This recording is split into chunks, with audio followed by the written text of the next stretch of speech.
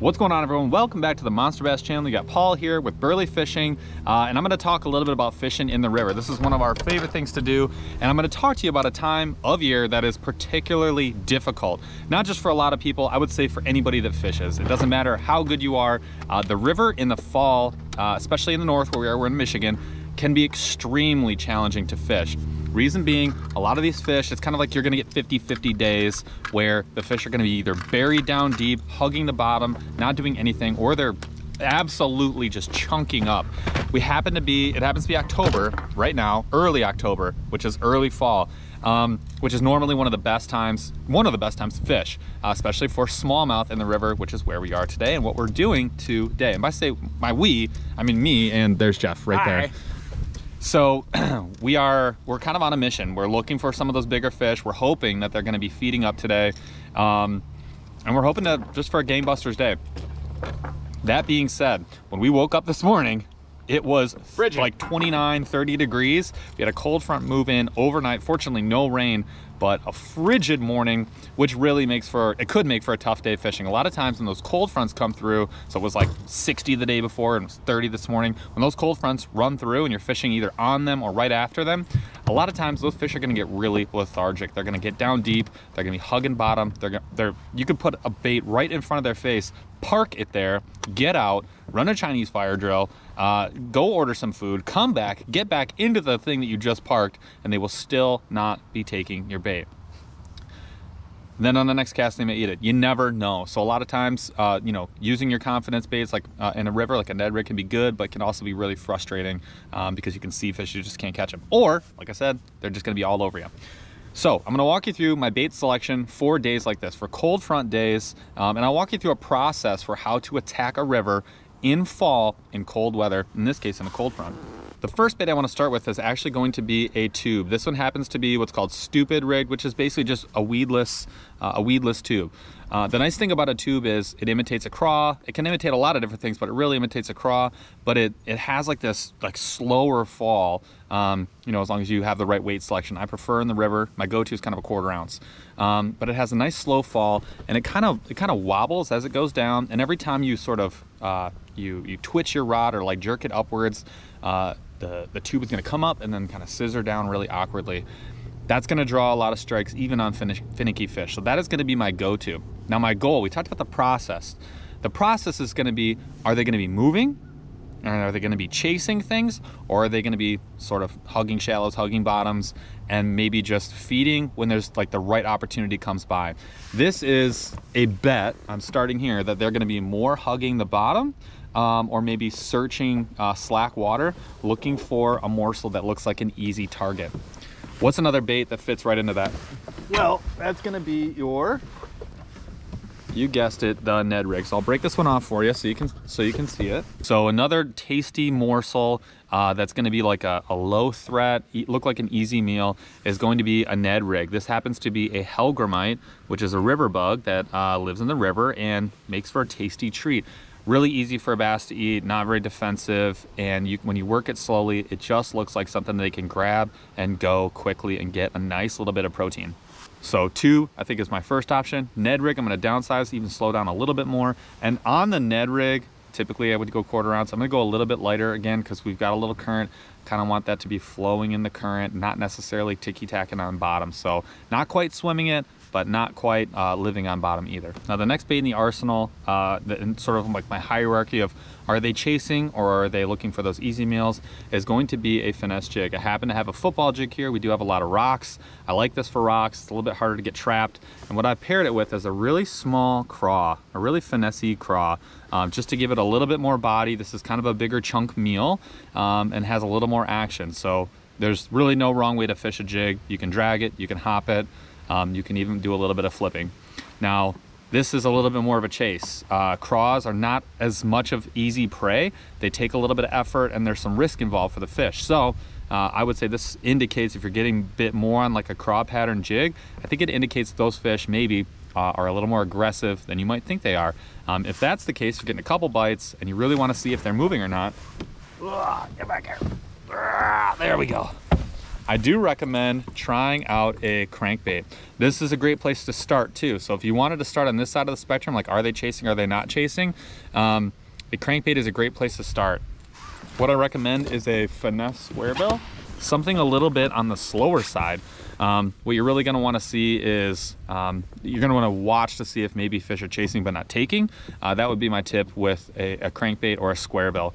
But something of a smaller profile, like I think a little Rapala, I think is probably a good way to do, a brat, or maybe even a jerkbait. The problem with a jerkbait is with the current, you're gonna struggle a little bit unless it's a sinking jerkbait. So I do like the square bill if you're gonna look for something moving. The last option, and if they really are chasing and they're keying in on bait fish and they're really bulking up in their hat and you sense like they're gonna have a day, I would say go like a medium-sized spinnerbait. That's probably where you're gonna end the day and we're gonna have the most success if they're really chasing, square bill and spinnerbait. So that is the lineup. We're gonna go test these baits out and see if we can't get a couple to bite and hopefully get some chunks. So let's see how the process goes.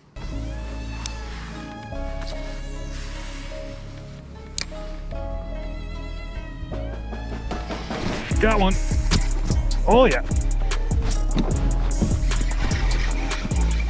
Oh, it's a good one too. Oh, it's not bad at all. Oh boy. Oh, there's 4 of them over here. Slack water, fellas. Nice smallie. Nice smallie. Let's get the old net in here. All right. That is what I'm talking about. Right off the bat. Tube City. All right, there's your tube, weedless. And there is your nice freaking smallmouth. Dude, I think we're gonna have ourselves a day today. I think we're gonna have a day. See you, buddy.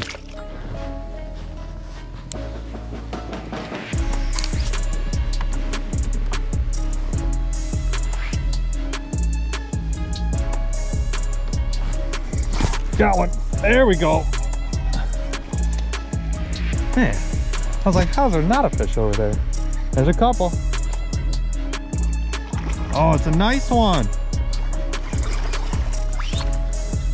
Strong fish. Oh, that's a pretty big fish.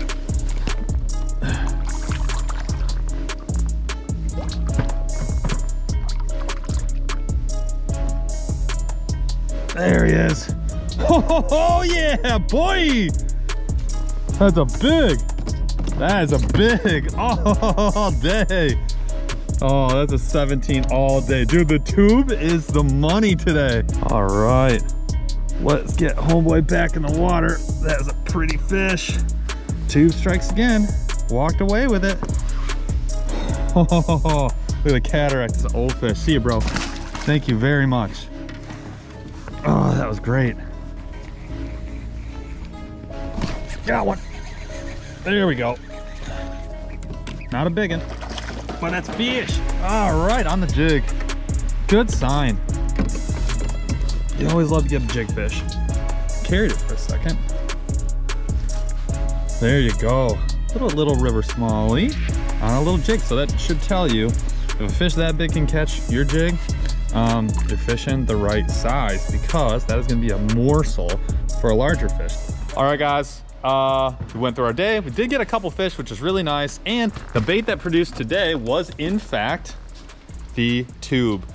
It's kind of, I feel like it's a bait that a lot of people consider like an old man bait, like a bait that, you know, it's not new. It doesn't have a lot of innovation attached to it lately. And so a lot of people don't reach for it. But I'll tell you right now, on days like today, when the bite can be difficult, when the bite can be really sensitive, tubes can be very versatile. 3 main ways that I was fishing them today, which I had success on all 3. First and foremost was just dragging.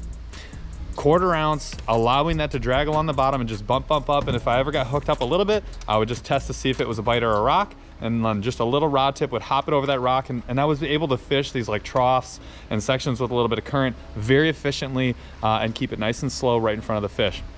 Another thing that worked really well in open cover was ripping that tube up. So when you rip that tube up like an exaggerated Texas rig sort of, the tube will come up very quickly and then it'll sort of scissor down. Come up quickly and scissor down. You can cover a lot of water and it looks like an injured fish, which is a super good way to fish a tube. The last way, and I think the way that probably caught me the best, or the most fish, another car, Another one?